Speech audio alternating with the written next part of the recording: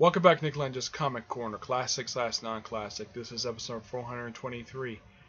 One book to review, and it's a Wonder Woman book from DC. Wonder Woman, Earth 1, Volume 1, by Grant Morrison, Yannick Panique, and Nathan Farburn. Nathan Farburn is the colorist, and Yannick Panique basically is the artist. This is just, well, a standalone trade, a standalone one-shot graphic novel, which I've heard that I've seen the solicits. Basically, the volume 2 for this comes out, I believe, next week. Choosing Grant Morrison at Wonder Woman is an odd choice because the only time I could think of he has experience writing this character was when he was writing JLA. As far as I know, he's never written the actual Wonder Woman title, so he has very little experience basically writing this character. Aside from the fact that he wrote this character for a few years on the JLA title, which is basically the title he started, which he did for 41 issues. Most of this story takes place in flashback. Basically, it begins basically with the cover is basically where Wonder Woman's in chains, where she basically is telling like she escaped the island, and Steve Trevor's in here along with Etta Candy, though she's referred to as Beth Candy for some reason, and she's still overweight. That's like something from the Golden Age.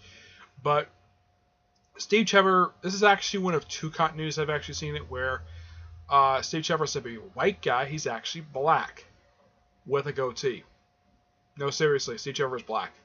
The only other time I've actually seen this recently was actually in the second Legend of Wonder Woman series. So the first one was released back in the 80s. I have not read it yet. I heard Kurt Busiek wrote that one, so I know he's a good writer. So I'm hoping when I get a chance to read it, hopefully it's good.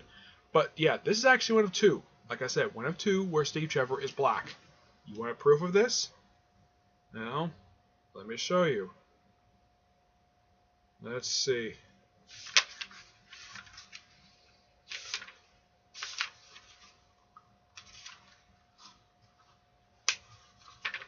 Let's see. Where's a good picture of Steve Trevor?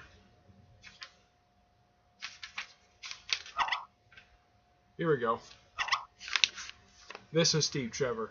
I mean, to me, he looks like a random black guy. And oh yeah, he's revealed to be Steve Trevor.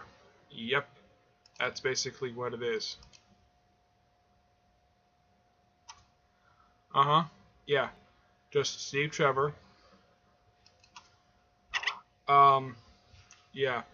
And as for the costume, it's okay. It's very reminiscent of the Golden Age costume.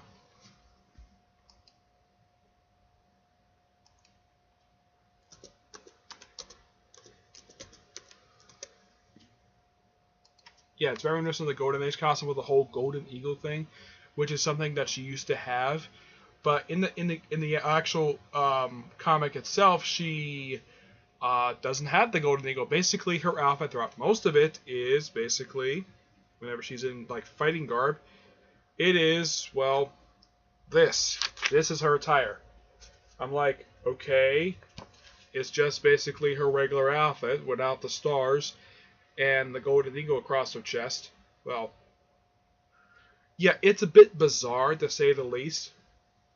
And the way Grant Morrison writes Queen Hippolyta, she writes her to be a complete dick. Yeah, a very unlikable character. Yes, because she's so pig-headed. No other depictions I have seen of her, like, if anybody ever read Amazon's Attack, yeah, people will notice the fact that she is not written really well in that particular thing. In that particular thing, she's written to be very paranoid. This one, she's just a complete dick. Yeah, and her dialogue in Amazon's Attack is so stupid. Here, it's fine. I don't have a problem with the way dialogue is written. It's just that she's written to be a complete dick. Normally associated with guys, but yeah, a complete jerk who basically is so blinded and paranoid over nothing.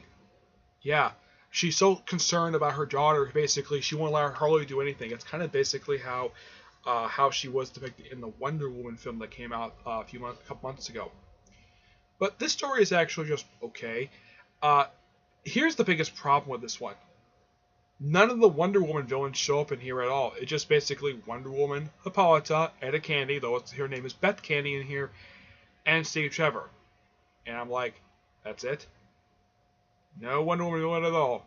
At least the Batman Earth 1 trades actually bothered to actually have Batman villains. Superman was pretty much the same way. Okay. Teen Titans managed to have Deathstroke, and even though he was not a villain in a particular thing, at least they featured him in there. And here, I mean, Wonder Woman's got a rogues gallery. Put one in here. As far as I know, none of them do. Yeah, that's the biggest problem with this thing. There is no Wonder Woman villains at all. Heck, there's no villain at all in here. It's just basically, Wonder Woman goes to man's world. You have some military people who are basically a bit paranoid. It's kind of like there's not much here.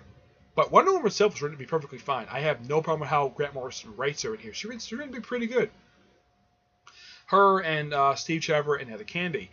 I just don't like how he writes Queen Hippolyta, but at least it's not as bad as how Will Pfeiffer wrote her in the Amazon's Attack miniseries. So it's a little bit better than that. But despite that, this is just okay. It's not terrible, it's just okay. It's got good artwork. Yeah, got praise for that. It's just that there's not much here for an Earth 1 story. Yeah, not much. At least in the case of the Batman and Superman Earth 1 trades, there's actually story there and it actually looks like something's progressing. In here, not much progression because almost the whole story is a flashback. Yeah.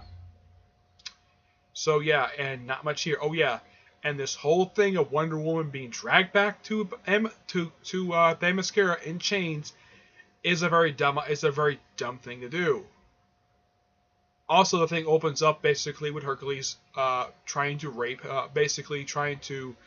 having Queen Hippolyta as a slave, which is something people have seen several times over the years. Oh yeah, and he has a lion's mane basically as a mask. Can you just wait a minute?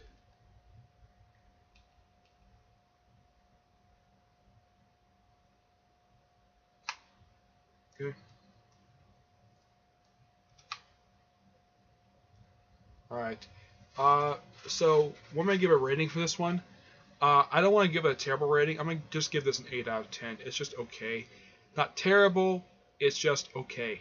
I just kind of wish there was a little more story here, aside from Wonder Woman going to world and overall she doesn't do much of anything in here aside from escape. I mean, the only action you see from this whole entire book is her escape from Themyscira with Steve Trevor, and that's it. That's the only action you see the whole time in this whole book.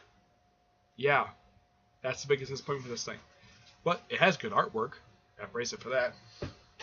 Hopefully Volume 2 has much better story than that. The thing ends basically her getting, well, kind of, she gets the costume she got in the cover.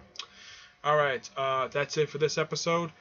Stay tuned for episode 424. It'll probably be another double shot, okay? But until then, I will see you there. Bye.